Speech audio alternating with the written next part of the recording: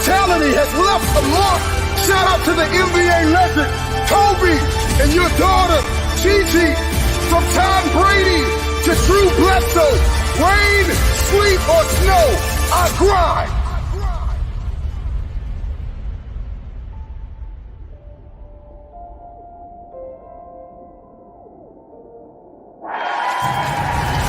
I am clutch. I am the difference maker.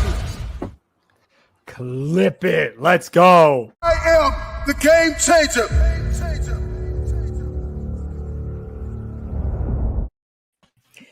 Thank you guys for joining us for another episode of The Game Changers live on the Right Way Sports Network's YouTube channel. I'm your host, CEO of the Right Way Sports Network, Malik Wright, joined with the original crew, right? The original crew. We got Cody. Cody, how we doing, my man?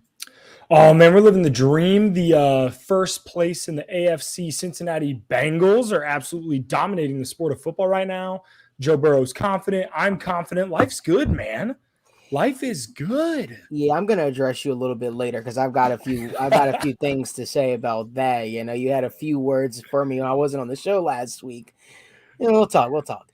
Daniel, we got Daniel's Patriots looking good. We got Daniel. How you doing today, my man? I'm doing good, man. I'm doing good. It's actually a nice 75 outside in Arizona. So, I stepped outside and it was nice to be able to finally put on a sweater. So, doing good. NFL's going good. TWSN, I'm excited to be on the show. And as always, guys, you guys can follow us on all our social media handles down below in the description. Make sure you guys subscribe to the TWSN Patreon. You didn't get to see Cody's beautiful face talking about the Patreon like he does typically every single week in the videos. But make sure you guys subscribe to the TWSN Patreon if you want to win some moolah, some money. But that being said, guys, got a lot of stuff we're going to talk about. We're going to kick it off in the NBA. The NBA, we're going to get some week one overreactions because there certainly have been some overreactions, such as people saying the Lakers are, not good, not that good, and I want to caution. I want to provide everyone with a little bit of context here.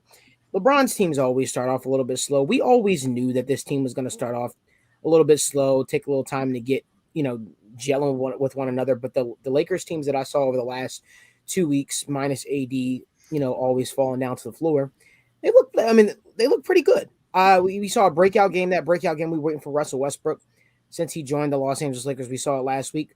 But I just think a lot of people are writing the Lakers off too soon. And I feel like with LeBron James teams, we often see an overreaction. What are you guys' thoughts? Everybody's going to react to a LeBron-led team. It's going to be the most covered team in the NBA. And that's how it's been for the last decade and a half. As long as he's been in the league. But the deal with the Lakers, why do they care about games in October? They don't. As long as they are on pace to make the playoffs with a decent seed so they can get some home court advantage, why do they care about games in October? That's how it's always been with LeBron-led teams. The expectation is, hey, we're going to make the playoffs. This isn't a big deal as long as we're healthy, towards the end of the season.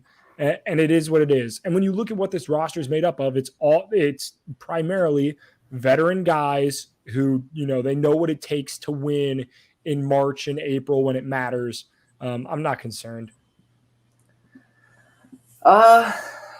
Listen, my biggest concern is Russell Westbrook. I'm not concerned with this team. I think that this team's going to be fine. LeBron James, AD, if they're healthy, heading into the playoffs, they'll be fine. But Russell Westbrook, the same concerns are still there. Off the ball, he's bad. Okay. Hold on. Let me finish. It's real. Off the ball is the issue. It always has been the issue. We know it, but there's a solution to that, and that's a coaching issue. Yeah. That's literally a coaching issue. That's something that you literally fix. By not playing the two. Wait, hold on. You don't have to play these two. LeBron and AD LeBron and Russell Westbrook are very similar of basketball players where they're both ball dominant, where they both could take over the game. There's no reason why both of these guys need to be in the game at the same time with one another. That's the beauty of having a Russell Westbrook. I understand you got 3 stars on the team, but the beauty of this, right, is the fact of the matter is when LeBron is tired, you have Russ come in. When Russ is tired, you have LeBron come in. There are going to be moments and stuff like that where these two are going to play with one another. But that problem that you're saying is a coaching. It's a Frank Vogel issue. It's an issue that's easily fixable because these two should not share, the floor space for any, long period of time. Then why did you acquire him? Hold on. For the exact reason, because when LeBron gets off the court, the Lakers would go down by 10, would go down by 12. And then when LeBron is back on the floor, guess what? He has to reestablish that lead or get the team to a respectable. So you bring a guy in like Russell Westbrook, who has so you can shake your head and disagree with one. But the fact of the matter is that's why they brought Russell Westbrook in. Nobody's debating that. Like everything you say makes sense. In a perfect world, I'd literally have Russell Westbrook come in only when LeBron's off the floor, but that's not happening. Russell is playing 36 minutes a game. He's going to play no less than 30 minutes a game. So that means they're going to share the floor for at least 20 minutes a game. Mm-hmm. So your perfect world of, hey, when LeBron James is off the court, it works, but they're going to share the court. Mm-hmm. And there is no coaching change to playing Russell Westbrook 15 minutes a game. You're not playing him 15 minutes a game. You're playing him 35 minutes a game. Yeah. If you're paying a guy $42 million to play for 15 minutes a game, you are out of your mind. That's the worst roster construction I've ever seen. Exactly. So all I'm saying is I'm concerned about the Russell Westbrook off the ball. I don't think that's going to change, and I don't know what you do because Russell Westbrook's not going to change his play style. He never has. He never will. Mm-hmm. So that's my biggest concern. But like I said, I'm not saying this team's not going to make the finals. I still think they're going to make the finals. But to say that, hey, this team is going to be perfect heading to the playoffs, I don't think so. And I'm concerned. I don't think anybody said that though. But I'm concerned. I'm concerned with what happens with the final 8 minutes of the fourth quarter. Russell Westbrook off the ball. You better hope that he's off the court. So, I think the good part is LeBron has been better off the ball than this season than many people expected. So, the fact of the matter is, we'll see what a healthy LeBron looks like when he does get back. Does anybody have any other NBA Week 1 overreactions? Honestly, I kind of think the Chicago Bulls are legit. I understand 4-0. They didn't play some incredibly great opponents their first 4 games.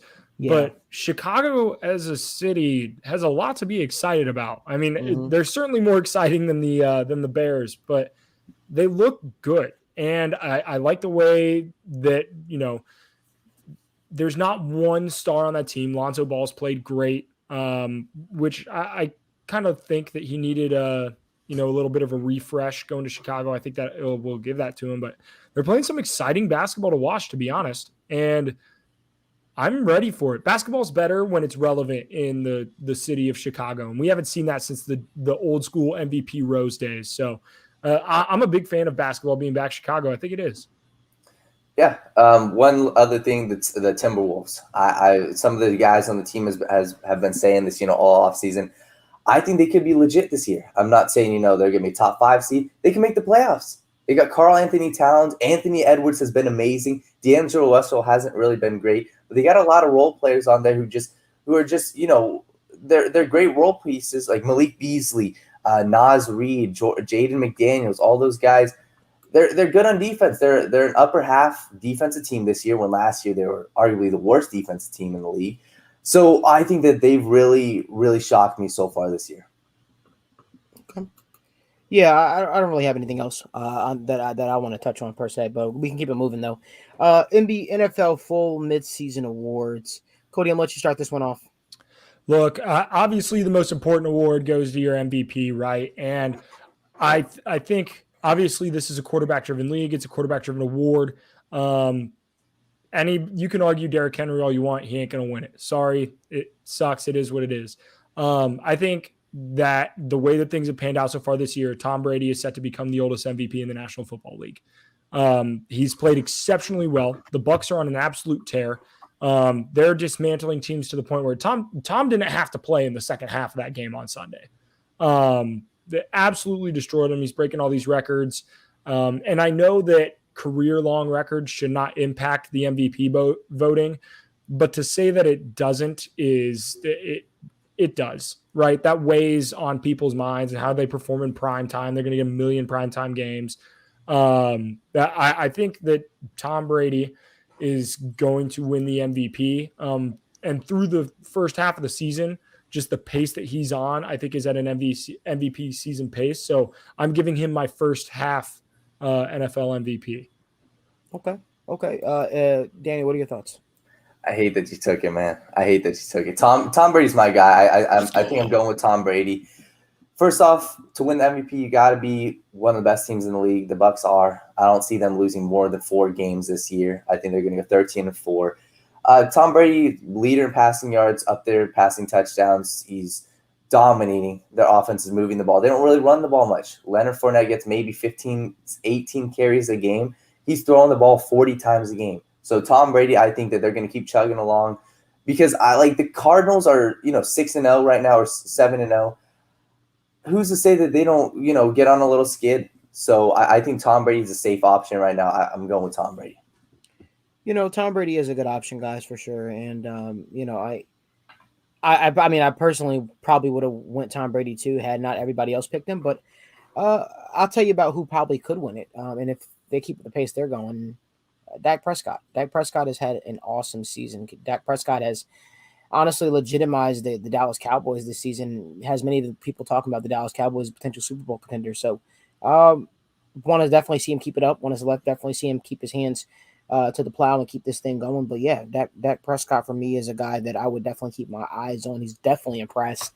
And it's awesome. It seems like the MVP award, it is definitely going to go to a quarterback this year, but it probably is going to come down to Tom and Dak, in my honest opinion, if both of these guys are able to keep up this insane pace that they're in. On keeping it going with another award, does anybody have any defensive player of the year of award as it stands right now? I mean, I'll start this one off because the rest of you guys did, so I want to take the words out of everybody's mouth before people steal it from me. I'm going to go with the easy one, Trevon Diggs, because he's been on an absolute tear so far.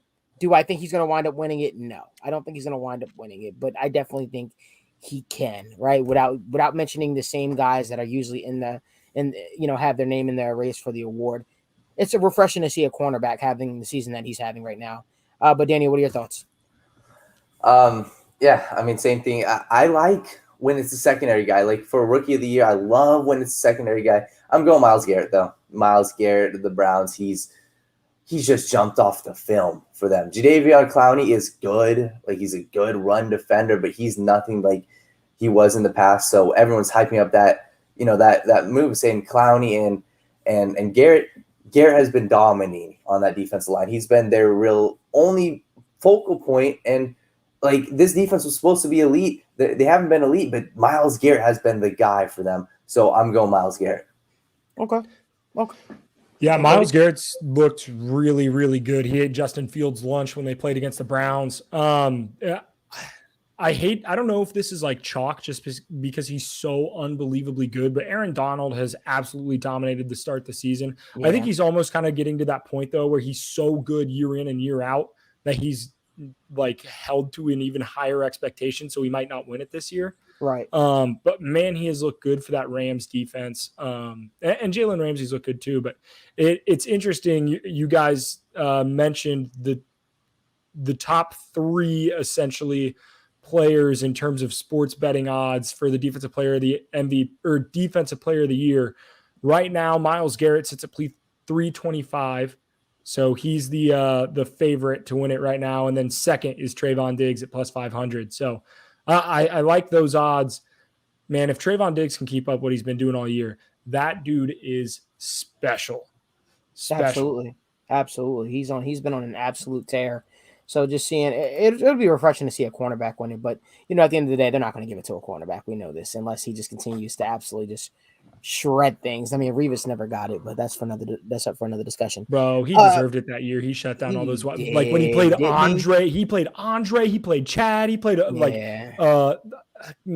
Calvin Johnson, like he played everybody. Randy Moss twice. Yeah, he had a me type of season. You know what I mean?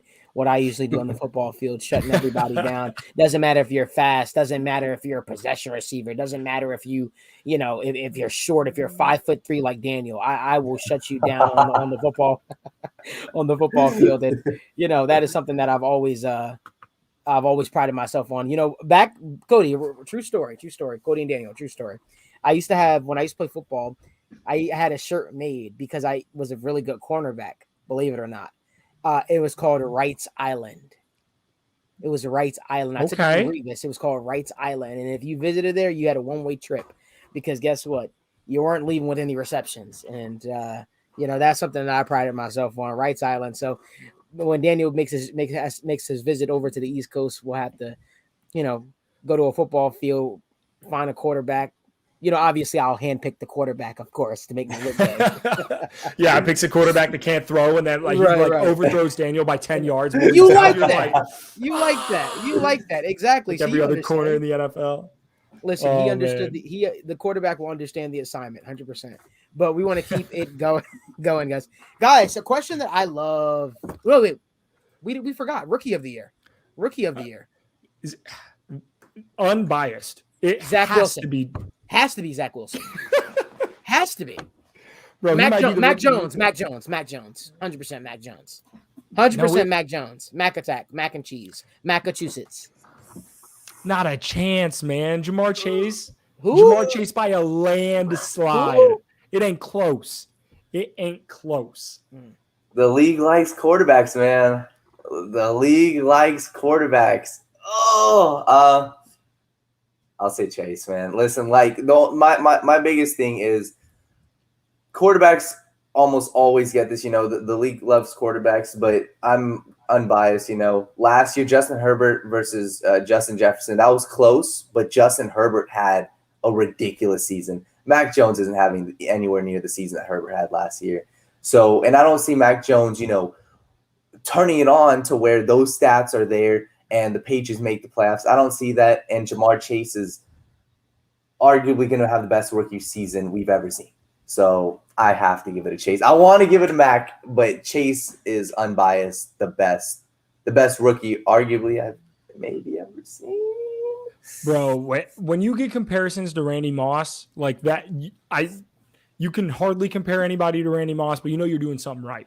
Like Jamar Chase looks good. He's currently plus 105 to win Rookie of the Year. Mac Jones is the only one that has better odds than plus 900. He's at plus 400. So give me Chase. That unbelievable, man. Daniel said, as if there was really like a debate. Come on now. Jamar Chase is going to gritty his way up to get to that award, man. That's what he's going to do. But guys, moving on to the next question. Is Kyle Shanahan on the hot seat? Whoa, hold on. Defensive Rookie of the Year. Hold on. Okay, defensive Rookie of the Year. Hold on. You can't go over Defensive Rookie of the Year. Look, I don't know. We haven't had there haven't been a ton of defensive rookies who really, really, really stood out. Jeremiah Owusu-Koramoah has played well for the Browns. Really love what he's done, but the Browns haven't looked great. So Micah Parsons has looked good for the Cowboys at edge, America's team. He's probably going to get it. I'm going with Micah Parsons, but I don't love it. No defensive rookie has really has any defensive rookie been Odafe, man. Listen, the whole reason I just want to talk about my guy from the draft. I know he's on the Ravens. I'm curious. I don't know if you guys noticed, and you probably didn't notice him this week. He probably didn't do much, but all year he has been electric for them. Their defense doesn't have a lot of studs on the defensive line and in their front seven. He's balled out. He's putting pressure on the quarterback, and his biggest concern heading into the draft was he couldn't stop the run, but he's been great in stopping the run. So Odafe, he's plus 1,000 right now. I love those odds. Yeah, I'm glad I irked Malik. That's all I care about. We love it. I don't know, man. I have no idea. Cody, I'm lost at this point when it comes to defensive rookie of the year. I truly don't know any defensive rookie that has stood out this season. Yeah, there really hasn't, not in the way that an offensive rookie has stood out. I mean, it's just not, hasn't been exceptional. Odafe. Odafe, what a name. How about Joe Tryon? Joe Tryon for the Buccaneers, though. Maybe him. Maybe he'll win it. Could be. Did Winfield Jr. win it last year? No, it was Chase Young. Chase Young won it. Oh yeah, you're right. But Winfield Jr. absolutely could have with how well he played. And for the last one, since Daniel was reminded me of not to be forgetful, Coach of the Year. Yep. Coach of the year. Cody, we're going to go to you. Who's coach of the year in your eyes so far this season? Look, coach of the year typically goes to a coach that either had some tremendous improvement from last year to this year or has an exceptionally good record. And I think it's pretty apparent in my eyes that went from a bad record last year to a great record this year. And it's Cliff Kingsbury. And I know that there are some other names that are going to be mentioned, but I like Cliff Kingsbury because the progression we've seen from Kyler Murray, the change in that defense and the way the defense is played down there in Arizona, they've really stepped it up.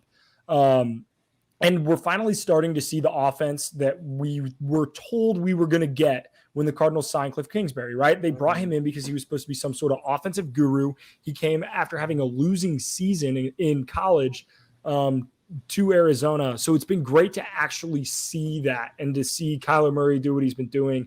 They're 7-0, and it's hard to argue with that. So I'm going Cliff Kingsbury. Brandon Staley. Brandon Staley, I looked at the Chargers' schedule.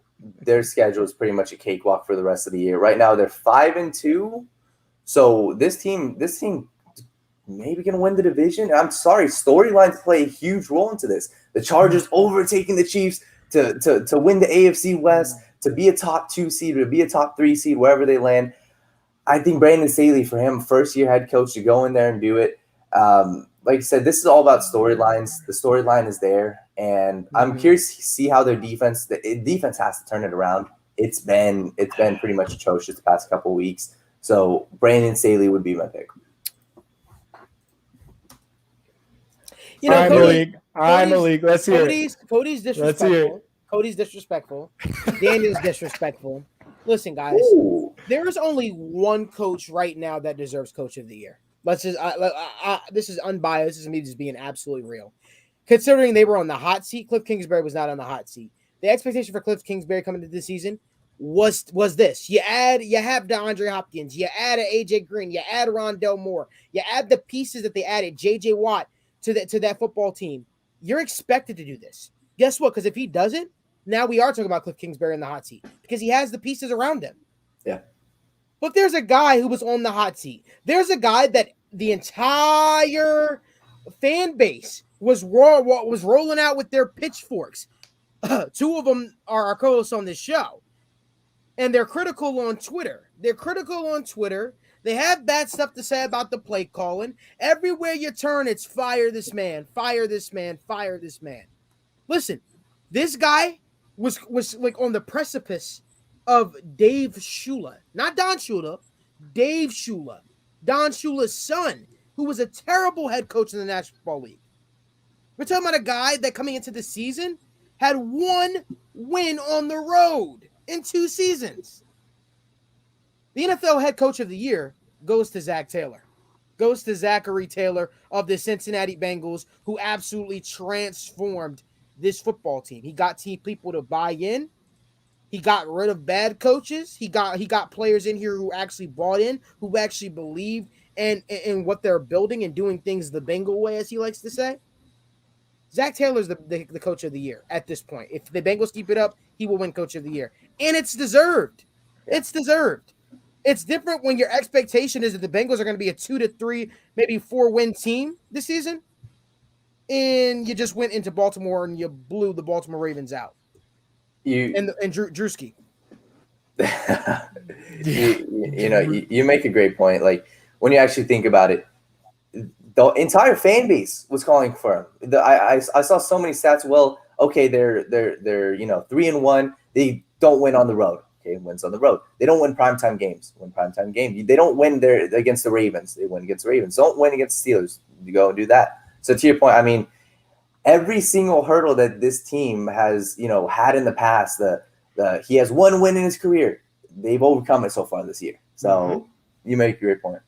Yeah, the only thing that concerns me there is the Bengals do have 1 win over an opponent with a winning record. That's it. Their other 4 wins have come over. Only play who you play. That are in front of you. I get it. I get it. Okay. So Sorry, I'm when you not say letting you any can room for only none of play these the- negative Nancys. I'm not. So when you Sorry. can say you can only play the people that you play, then Cincinnati should absolutely be the number one team in the country, and Alabama shouldn't have a shot because it's not Cincinnati's fault they play in the ACC, right? You can only play who you play. Whoa. But It's the difference between the National Football League I and college agree. football. That much larger disparity of talent. I agree. I'm just poking I fun know. at you. I know. The only Roll thing Tide. with- Roll Tide. Let's go. Bama.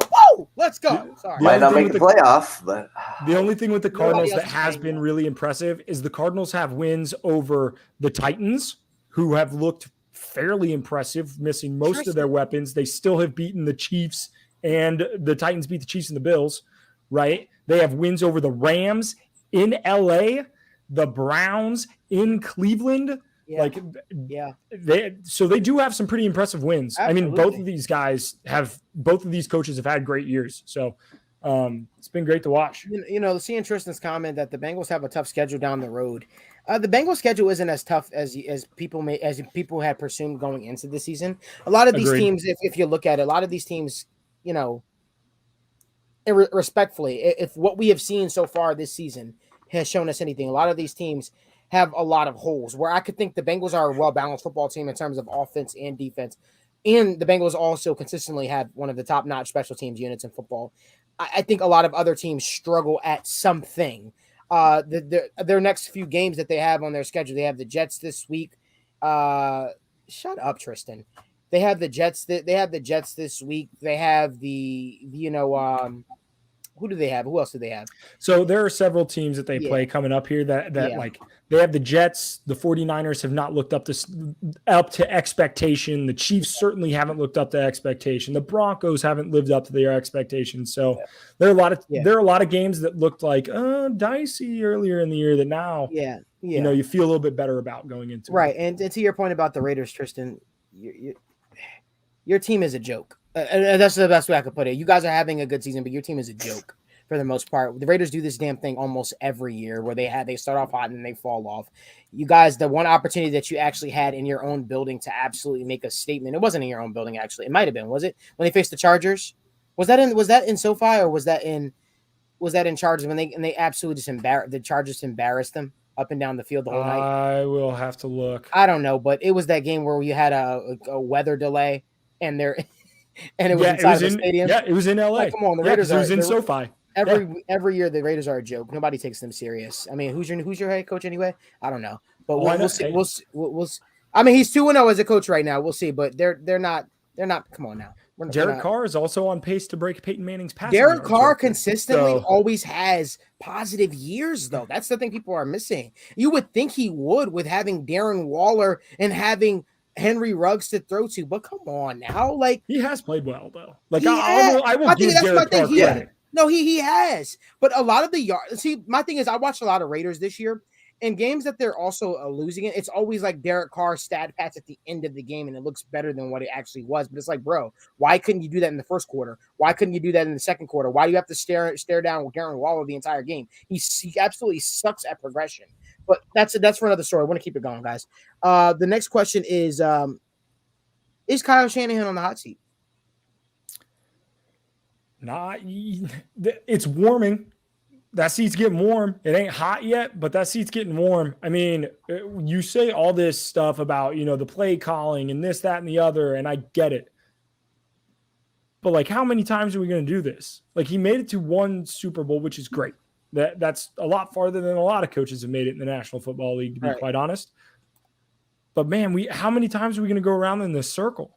Like, they look good, they get hurt, they lose games. Like, who hasn't had an excuse for, like, the Ravens lost like half their secondary and they're still winning games. Like good teams find a way to win. Find a way to win. You have to when you get hurt. Like the Buccaneers lost a ton of players in their secondary. They're still winning games. Like it's not like injuries happen in the NFL. It's not an excuse to lose games.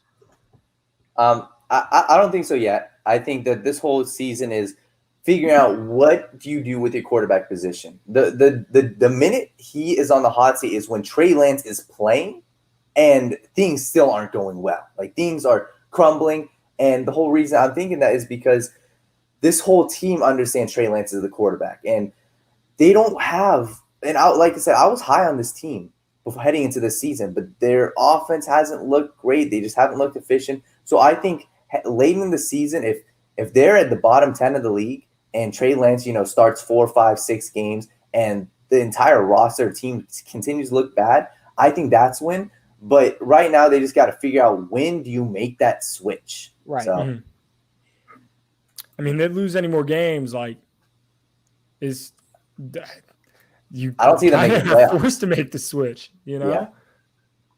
Listen, at the end of the day, I think it's context matters here when we talk about a team like the Niners, like Kyle Shanahan has had one winning season as the Niners head coach, and I get it. That one winning season, he took them to a Super Bowl, but you know who also took a team to the Super Bowl and got fired the next year?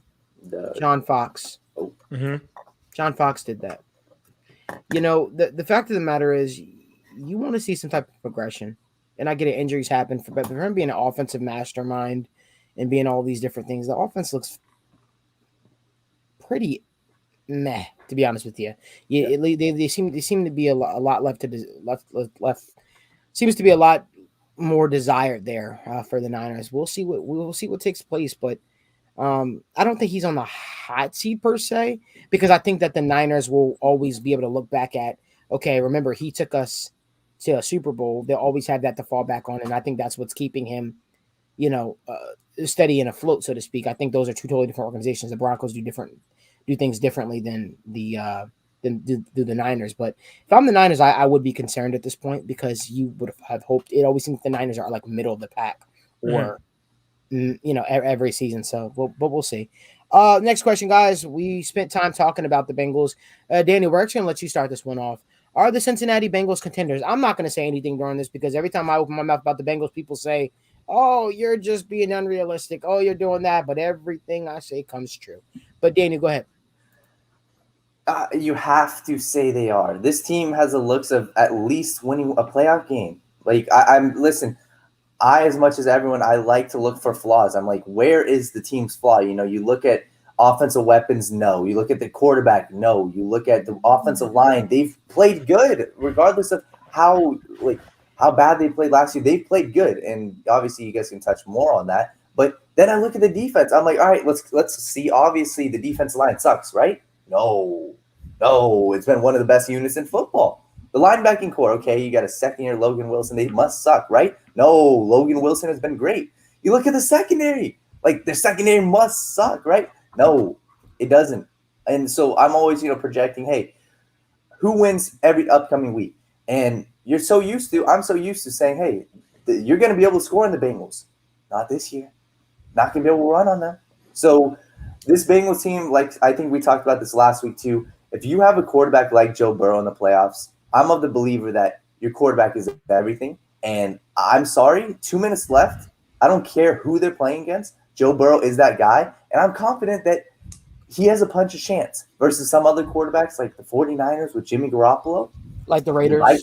The Raiders with Derek Carr, the Vikings with Kirk Cousins.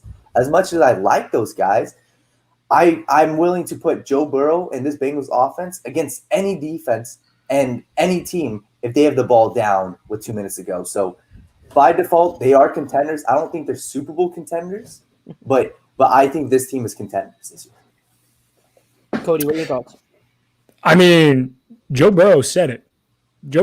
He said, if we win this division, we can win it all. We can win it all. That quote for quote, Jake Circus with a great video that he tweeted out earlier today. They absolutely can. Now, will they? I still have some concerns. Lou A has proved me wrong. Lou A has proved me foolish, to be quite honest.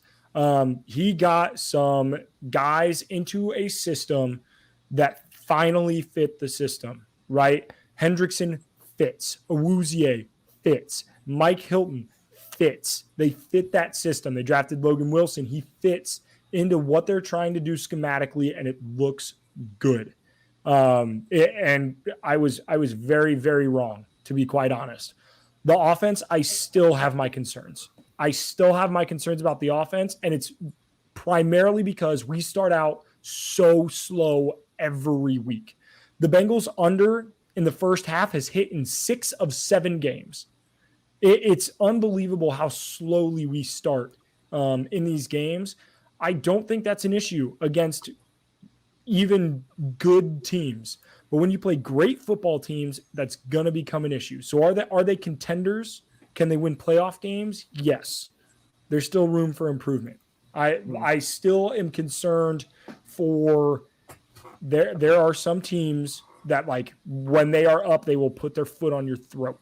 And I don't think the Bengals can beat those kinds of teams yet. The good news is those teams, the Packers, the Buccaneers, the Rams, are in the NFC. So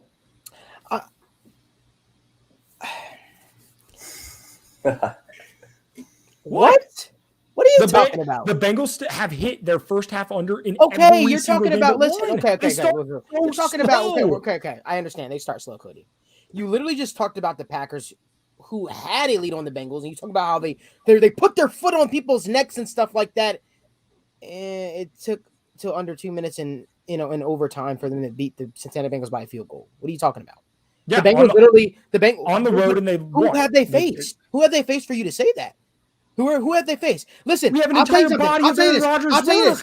No, but I'm saying who have the Bengals faced? That's what I'm asking you. Who have the Bengals faced? The Bengals are up by 10 points on the Baltimore Ravens. Listen, the Bengals are up by 10 points on the Baltimore Ravens, and they didn't stand by. They didn't stand by and say, "Oh, we have a cushion, we have a lead." They didn't pull a Colts move. They didn't pull a Raider. They didn't pull any of these other teams that faced the Ravens early in the season that allowed the Ravens back in the game, that allowed the Ravens to have these incredible comebacks like the Chiefs did. No, they kept scoring. And that's why the game was. Listen, the final score is misconstrued. That game between the Ravens and the Bengals was close all the way through. Then the Bengals kicked it into high gear, right? And then they started scoring. And then they went off and they scored 24 unanswered.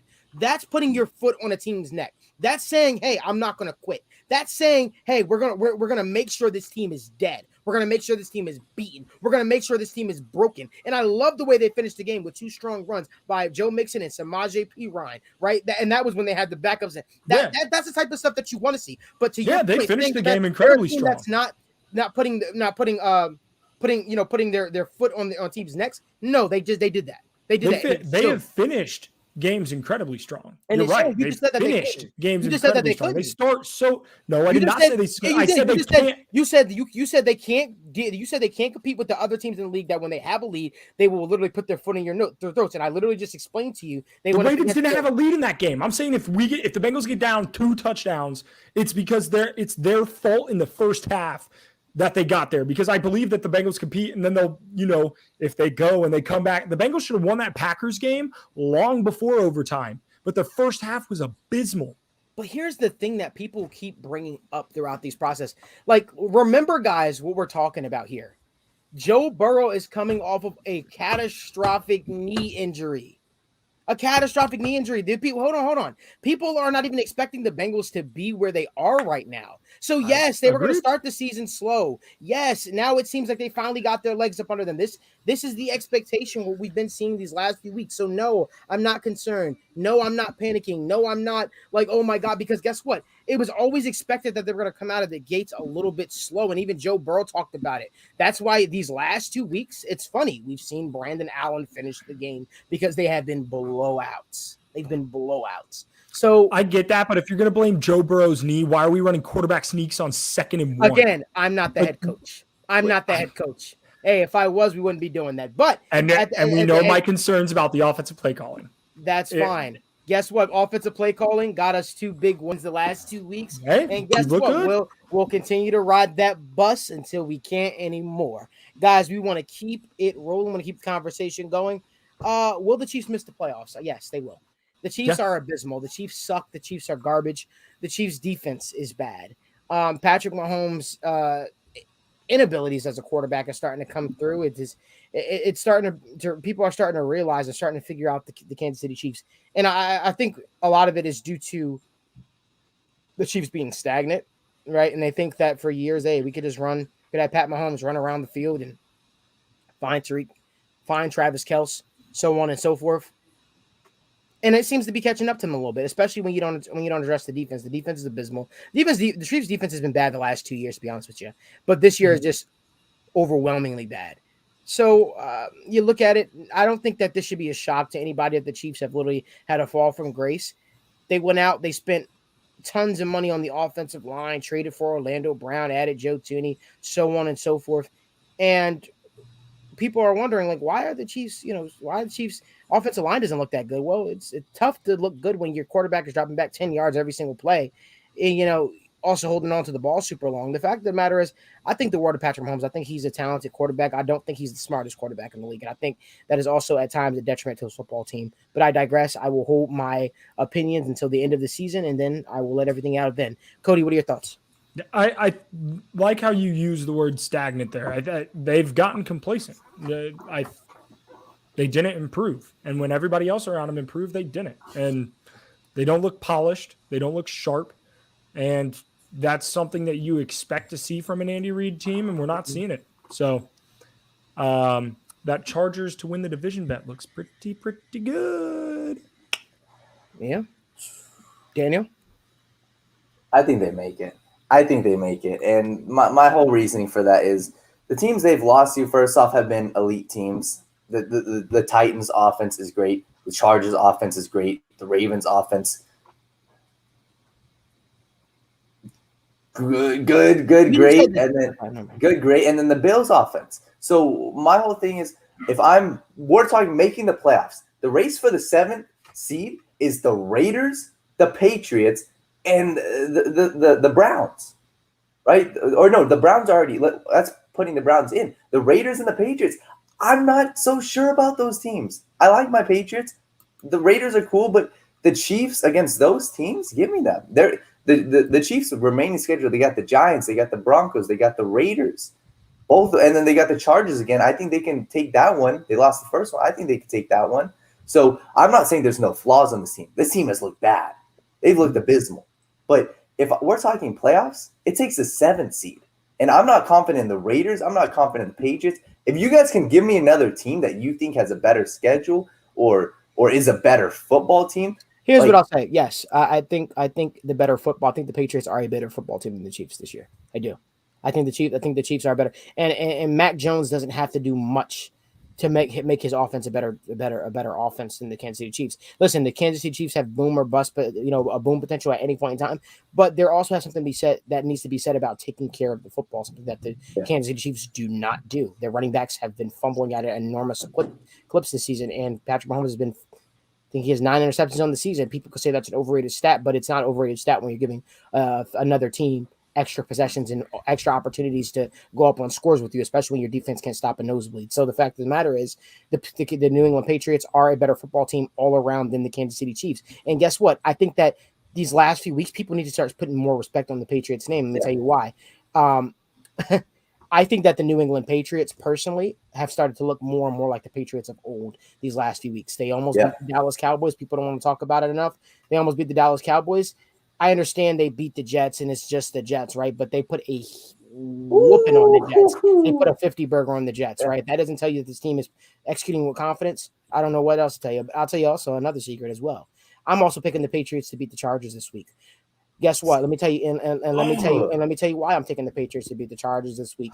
Since we're getting into it, Justin Herbert. The last time Justin Herbert's only been blown out twice in his NFL career. It was to the Baltimore Ravens last week, and it was to the New England Patriots last year. They lost 45-0. They went on a bye week, right? They went on a bye. It was 2 weeks ago. It wasn't last week. They went on a bye week this past week. That means they didn't have an opportunity to correct those mistakes because you don't know. People aren't always in, so to speak, after while you're on a bye week. People go on vacation. People do different things. Bill Belichick is going to look at that film, what the Baltimore Ravens did. He's going to incorporate what he did to Justin Herbert last year because let me tell you something. There's something that Justin Herbert still struggles with, guys. People aren't talking about enough. Justin Herbert still struggles with, handling throws against the blitz. He's not really that good under pressure, to be completely honest with you. He's still not that, not that accurate of a passer when you do put the blitz on him or his team. So I think we're starting to see that rear its ugly head. And the fact of the matter is, I think they're going to struggle this week. The Patriots just listen. And one thing the Patriots like to do, the Patriots like to run the football this year. One thing the Chargers can't do, the Chargers can't stop the run. I don't know. How do you stop a great passing game? What do you do?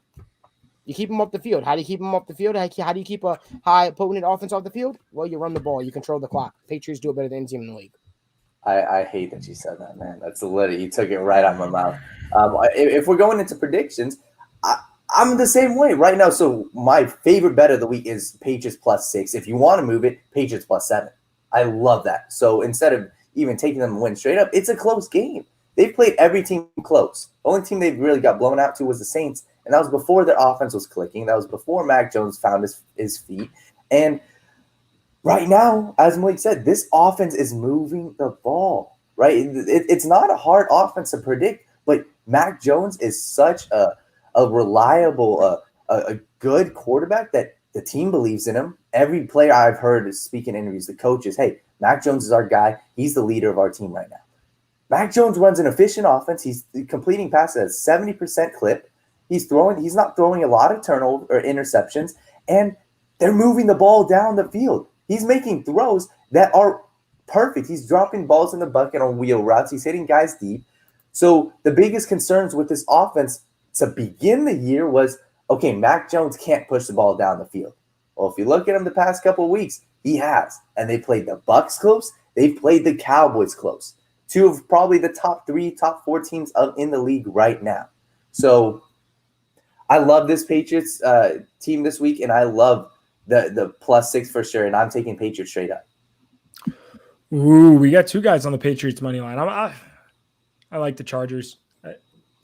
Better roster, personally. I won't bet this game. To be very honest, I won't bet this game. I don't know if Chargers cover the spread.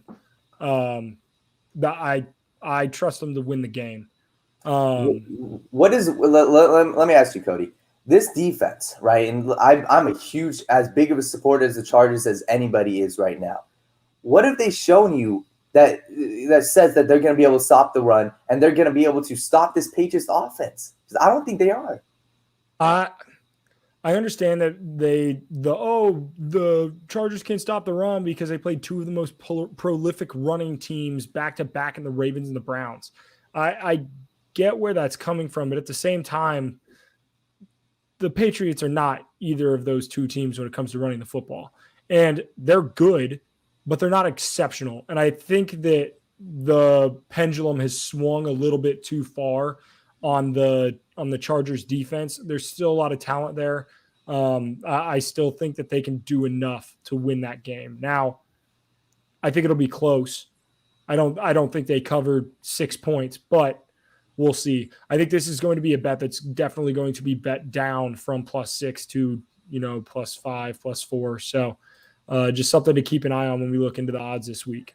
Yeah, the whole running back thing, the Cowboys ran the ball down the throats, and this Patriots team, they might not have the star running back of Nick Chubb. Damian Harris and this offensive line has been elite. Like, they run the ball, and it's not even the whole, they don't have the guys on the offensive line. It's a system. It's a system. It's play action passes. It's running the ball, run the ball, quick slant, run the ball, wide receiver screen, run the ball, deep shot. It's methodical. It's a methodical offense, and that's why I completely agree. This is going to be a close game. I love Patriots +6 for sure. Should be interesting, guys. Since we are getting into predictions, we're going to talk about Tua really, really, really quickly before we head into our predictions, because Cody was so kind to remind us, guys. Please talk. I'm joking. Please talk about Tua. I'm going to say I'm a Tua guy. Cody's a Tua guy. Cody told me before the draft that he wanted us to draft Tua Tagovailoa over Joe Burrow. He said, all right. He said he all believed. Right, Malik. He said you can't spell elite without Tua Tagovailoa. And you guys should know I'm lying because me and Cody weren't even talking at the time before. Bro, you just gonna make up these fallacies to throw me under the bus? Of course, you said Tua. You said Tua over everything, didn't you? Nah, bro, I'm gonna have Bengals fans in my DMs now, cursing me out. It's ridiculous. Oh my god, yeah, Bengals fans, they're a passionate bunch. But which team should trade for Tua? That was a question that was posed by someone. So what do you guys think? What team should trade for Tua, or should the Dolphins even trade Tua? Should the Dolphins be out on Tua this early? Cody, what are your thoughts? I don't think the Dolphins should be out on Tua this early, right? Had a great performance last week, 4 touchdowns against the Falcons. I know they didn't win that game, but I don't believe that was any fault of, or I don't think the burden should be put on Tua for that. Really, he's had 2 solid games back to back now coming off of that injury. That being, if they don't trade him, right, which I hope that they don't, I hope he stays there. But if they do, there are some teams who I think should make a phone call, and I think the Pittsburgh Steelers are one of them. They are not their roster. I don't think their roster is bad enough to go into a full rebuild. I really think that they do have some solid pieces on that roster. And Big Ben, buddy, I'm sorry, but that's not the future of this team, right? So if you can get a guy like Tua Tagovailoa still on his rookie deal, you can still afford to pay those elite defenders that you have on that team. I know it's not the conventional trade, but how many times are the Broncos going to go out and get a quarterback instead of drafting one, right? Mm-hmm. Like, how are we going to do this over and over and over? Same with the Washington football team, right? Like, they drafted Haskins, which obviously did not turn out well, but then they went and they go get Fitzpatrick, and like last year was a hodgepodge of whatever at quarterback that we don't know what to call that. I don't think that they're in the business to draft one. I don't think the Eagles are in the business to draft one. I think whether you believe in Hurts or not, I think they're more apt to draft one, than they are to trade for one, right? They have 3 picks potentially in the top 15 as it stands right now. That's plenty of capital to go up and get the quarterback you want. So I think the Steelers kind of make sense. Now, I don't know if it happens this week, right? But that could be something I could see in the offseason. Big Ben retires, go out and get Tua, see if you can't still compete in the AFC North. I don't hate it. Wow. Honestly, Cody, I've never heard that, but it makes so much sense. Like, if you look at the Steelers, they got a couple options, right? You're not rolling with Big Ben, so you're going to have to look to draft the quarterback. But Tua's whole trajectory in the NFL is game manager, right? There is no top 5 upside. There is no maybe even top 10 upside. Game manager with a good run game with solid weapons, that's what the Steelers have. So why not? Why not? So if the Dolphins do trade him, I think I love that. But at the same time, the Dolphins, the only way I see them trading Tua, or they should, is if it's for Watson. That's the only reason, because I still think Tua has potential in the league. I've had this conversation so many times. He's a game managing quarterback, but if you can get talent around him, if you can surround him with a good offensive line, and their offensive line has been atrocious this year. The receivers can't get any separation. So we've seen Jalen Waddle is getting 10 catches a game because he's the only guy getting open. So this Dolphins team, I think they have a chance, to turn Tua's career around, but they have bigger issues. Their defense is atrocious, and they have all the talent in the world, Xavier Howard, the Byron Jones, Noah Igbenogany. So you got to figure out other things on their roster before figuring out the quarterback, in my opinion, because Tua is still a good quarterback and he can still turn his career around. But I love the Steelers, by the way. Love that. Okay. Yeah, I don't know. I don't know what the Dolphins should do. I don't really have an opinion. I think that whatever's going to happen is going to happen at this point. I think that I know that sounds really, really bad, like me just very blunt about it, but I just think that the more and more you hear speculation, the more and more you hear rumors, it just makes for a less confident quarterback for your football team leading your team. 100%. You consistently have him in there and you see him struggling. You can't really be that shocked if he's struggling, because you're not really doing a good enough job. I know Brian Flores is saying Tua is our quarterback, but they could just come out and say, hey, we're not interested in Deshaun Watson, and just end this. Yeah. You know what I mean? Cody, what are your thoughts on that? Yeah, I don't think, and even in the presser, right? Tua was asked, and I don't know if it's verbatim, but essentially, do you think the Dolphins are happy with you, or do you think are you happy with the Dolphins? And I think his answer was I don't not feel loved, or he worded it so awkwardly. It's he did a great job in his press conference. Don't get me wrong, but the question put him in such a bad spot. You kind of feel for a guy who doesn't or isn't being set up for success as well as he can be. That's the thing. It's sad because he even has to. It's sad the fact that he even has to answer those questions. Like when you could just come out and say, "Hey, X, Y, Z. Here's that. This, that, and the third." You know what I mean? So, anyway, want to keep it moving, guys. Guys, we're gonna get into our NFL predictions this upcoming week.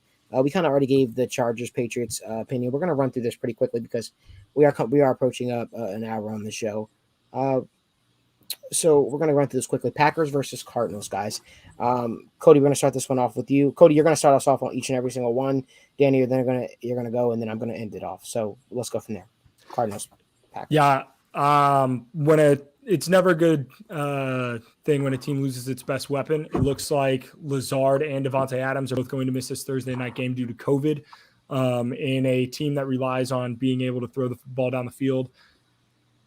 Give me the Cardinals. I think the Cardinals make a statement. Give me the Cardinals. Way more talented roster than the Packers. They're at home. Kyler Murray in this offense the Packers defense hasn't looked elite enough to show me anything that they're going to be able to stop this Cardinals offense. And this Cardinals team is the best team the Packers have played all year. So give me the Cardinals. Yep. Don't roll your eyes, Malik. Don't roll your eyes. I didn't say anything. I did not. You didn't have to say anything. I did not say anything at all. Anyway, yeah. Keeping it moving, guys. Panthers at Falcons. Your pick. Cody, start this one off with you. Yeah, look, Sam Darnold is a fraud. I hate to say it, man, but look, I'm out. It's on. It's done. It wasn't the New York Jets, buddy. It was you. Falcons -3. Lock that thing up and throw away the keys. I'm out of here on that. Sorry, Sam. Give me the Panthers. Everyone's out on the Panthers. I'm not out on them yet. I think that they still have a chance to make the playoffs. Sam Darnold, I am out on. I don't think he's elite. I don't think he'll ever be top 10. But I think this offense has enough talent to go head-to-toe or head-to-head with this team. The Dolphins almost beat the Falcons. The Dolphins. So I think that this Panthers defense, if they can rattle Matt Ryan a little bit, I think right now a lot of people are underrating this Panthers team. It's a divisional matchup. Anything happen, I'm taking Panthers. Yeah, give me the Panthers in this game. Panthers are going to win this game. Panthers are a better football team. And I think a lot of people are out on the Panthers. However, Sam Darnold I understand he's a quarterback. He's the very, very important piece of the football team, but he isn't the entire football team. And I do think that this Panthers football team, top to bottom, head to toe, is better than the Atlanta Falcons and Arthur Smith. So want to keep it going, guys, on our conversations here with our picks. Titans at Colts. Cody, we're going to start this one off with you. Somehow the Colts are 1.5 point favorites in this game. This is the fishiest line that I am seeing for this week. The Titans are coming off of back-to-back wins against the Bills and the Chiefs. Both of these games were at home. They now go on the road to Indianapolis. Call me Jake Circus, but I'm going to take the Colts here. I just think the Titans. Jake Circus, but I'm going to take the Colts. Sorry, I got to do it. That was great. I think the Colts can hold this one at home. I think they realize how important this game is for the division, and if the Colts want to have a chance at the playoffs, this week is really going to be a yes or no game for them. And the Titans just coming off two big games like that, that's tough. It's tough. So give me the Colts in this one. All right, taking the Colts. Dan, go ahead. I don't. It's Cody. I'm on the same wavelength of I don't understand why the Titans are underdogs. I don't get it. But this Titans team has looked too good in the past 2 weeks for me to pick against them. I'm sorry. I'm not picking against them. The Colts went out on Sunday Night Football and played good. I guess they won the game. Okay, whatever. That game was awful. Derrick Henry. This Titans. I trust their offense more than I trust anything on the Colts. I go with what I trust, and that's the Titans. Mm-hmm. Yeah, I think I'm gonna go with the. I think I'm gonna go with the Patreon. Check out the Patreon. How did I know you were gonna say that? Gets me out every single time. Bails me out. Dolphins at Bills. Cody? This game will not be close. Bills. Daniel? Bills. Okay, keeping it going. Bengals at Jets. Cody? Bengals. Again, not a close game. Daniel? Bengals. All right, I'm going to do for Jake. Guys, I'm telling you right now, I really, really, really hope that I'm wrong. I really, really hope that I'm wrong. But I'm telling you, the Jets defense is not as bad as people think it is.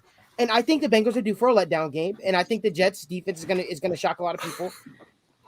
I hope I'm wrong, but give me the Jets. That's what Jake Circus would say.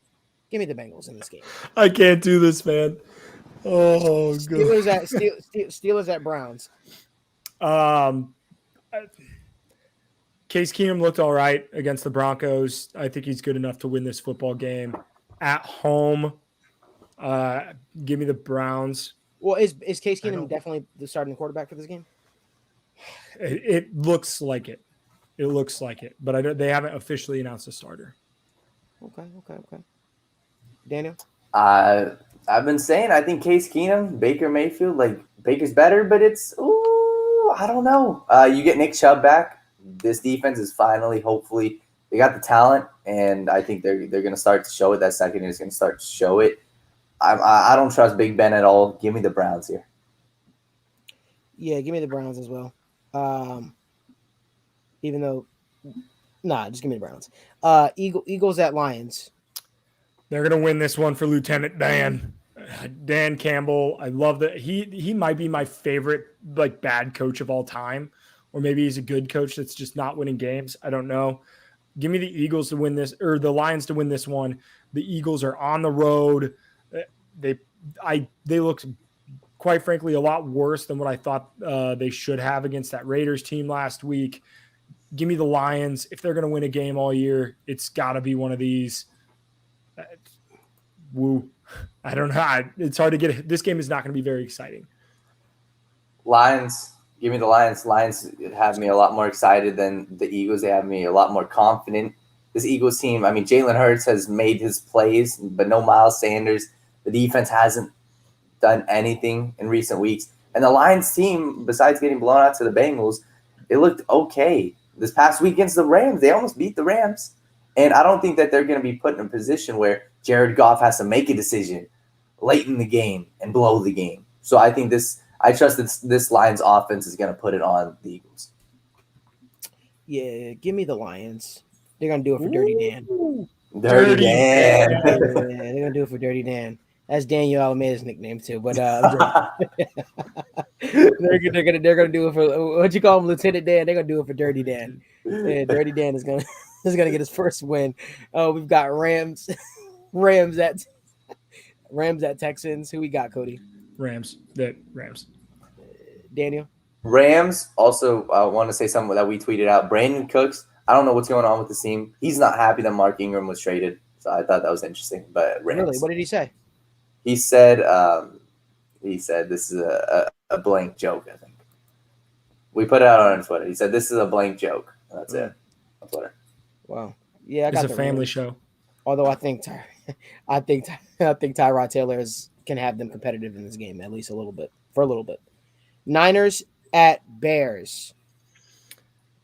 My pick for this game is going to be on the Patreon, but I like it. Daniel? Oh, this game's a toss-up. I don't trust that this Niners team is going to win. I want to say that they're going to win. I don't trust them. I think if there's any game that Justin Fields is going to go off, I think this is a great chance for him. I'm going to take the Bears. The Bears look terrible this past week, but they put a fight up against the Packers. So I think Justin Fields, get him out of the pocket, get him moving. Don't let him sit in that pocket. And Khalil Herbert, their running back, has put up 3 straight 90-plus yard performances. I think this Bears team can get the win here. Duh, Bears. Give me the Bears. The Bears are going to win this game. Justin Fields is going to come out balling. He's going to come out balling on these guys. You know what I mean? Justin Fields was probably pissed last week that the GOAT was going up and down the field on him and just said, "Good job, kid. Good job, kid," at the end of the game. Keep at it. So I expect it to be Keep a pretty at good. it. Keep at it. Be a pretty good showing. Jaguars at Seahawks. I'm going to start this one off. Actually, Trevor Lawrence gets a second win in this NFL career. Cody, your thoughts? Yeah, I'm actually with you here. I think Pete Carroll might be lost without Russell Wilson, man. Remember that song? I'm lost without you. Yeah, seems like he's lost without him. But yeah. What are your thoughts, Daniel? Jaguars. Trevor Lawrence. Like, the Seahawks look terrible. They look bad. There's nothing about this team. Geno Smith, I'm sorry. Nothing about him looked good. I mean, he got out of the pocket a couple times. Cool. Trevor Lawrence is going to put a beat down on the Seahawks defense. He's going to throw for 350 plus 3 touchdowns. He's gonna have the game of his career so far. So I think they win this game. Okay. We got Buccaneers at Saints.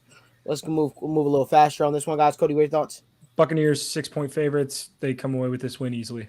Daniel? One of my locks of the week. I have a huge bet on this pick, or a huge bet on this game. But Buccaneers. I got Tom Terrific. Washington football team at Denver. Cody? Give me the Broncos at home. Okay. Daniel? Broncos bounce back. Teddy Bridgewater, this defense, I think they bounce back. Washington has nothing. Taylor Heineke, I'm out on. I'm sorry. Give me the Broncos. And I'm going to take Taylor Heineke and the Washington football team, especially with Von Miller being out. I like the spot from them. They played the Packers tough. That final score was not very indicative of the things that they did. They were in that game the entire way through. They're moving the ball in the Packers. They just couldn't get the ball actually in the end zone. Yeah, I got Taylor Heineke and beating the Denver Broncos. And those of us who are high on the Broncos will be shocked, to say the least. But I expect that to happen. Cowboys at Vikings, Sunday Night Football. Who we like, starting with Cody? Yeah, this is one of my bets of the week, but I'm going to take the Cowboys to win. Dak looks good, man. Dak looks good. Primetime Kirk, baby. Primetime Kirk. I'm gonna take the Vikings. Sorry, it's getting so dark about them. Jeez. The Vikings. I'm taking them. Primetime Kirk is gonna show up. This offense has moved the ball all season long. Their record is not indicative of who they are and what they've done this year. They almost lost to the Panthers, but they looked elite. They looked great that game. So my only concern is their defense. Their defense is rough. It's gonna be a high scoring matchup. I think the Vikings win this game. Daniel said he's getting dark in his room. Primetime Daniel right now. I got the Dallas. I got the Dallas Cowboys. Daniel's just crazy. We've got the Giants. I'm sorry, I'm taking shots at you, buddy. I'll stop. No, you're Giants at Chiefs. Monday Night Football. Cody. Yeah, I'm not going to stop taking shots at you, Daniel. If you're addicted to betting the Vikings, there's probably a hotline for that. Right? We can call somebody, because I don't know why you keep betting on them. But yeah, give me the Chiefs. However dysfunctional the Chiefs are, it's not nearly as dysfunctional as the Giants. Give me the Chiefs. As Malik would say, the Chiefs look abysmal, so I'm taking the Giants. The Giants have a better roster. They have a better football team. No, the Chiefs are winning this game. I'm sorry. Patrick Mahomes, as long as he plays, I don't care if he turns the ball over 3-4 times. This team, they'll win the game. Interesting. That was a cute impersonation to me. But I'll tell you this: I think people have to realize how bad this Chiefs defense is. I still don't think people fully understand how bad this Chiefs defense is. But with that being said, yeah, give me the Giants. I like the Giants in this game. I think the Chiefs are bad. I think the Chiefs are bad, man. I think the Chiefs are really bad, and I think they're going to continue to have letdown spots for the rest of the season. And they're 9.5-point favorites in this game. Yeah, I don't know why. Their defense is bad, man. Their defense mind blowing to me. We still don't know if they're going to get Kenny Golladay back for this game. Like there's still some. We don't know who's going to be playing actually, but I trust whoever the Giants trot out there will have a good game against the Chiefs defense. Guys, with that being said, this was pretty much all that we have time for the rest of our show. Appreciate everybody for tuning in. As always, every single Wednesday with us, supporting us. And, being in on the conversation, joining in the conversation each and every single week. Guys, you guys can catch us every single Wednesday, 7:30 p.m. Eastern Standard Time, live on the TWSN YouTube channel. And with that being said, guys, we will see you guys next week. And as always, the show will go on. Good night, everybody. See you next week. The marathon continues. The Mamba mentality has left a mark. Shout out to the NBA legend, Kobe, and your daughter, Gigi. From Tom Brady to Drew Bledsoe. Rain, sleet, or snow, I grind.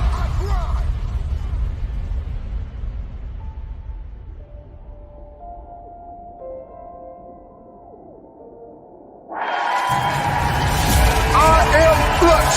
I am the difference maker.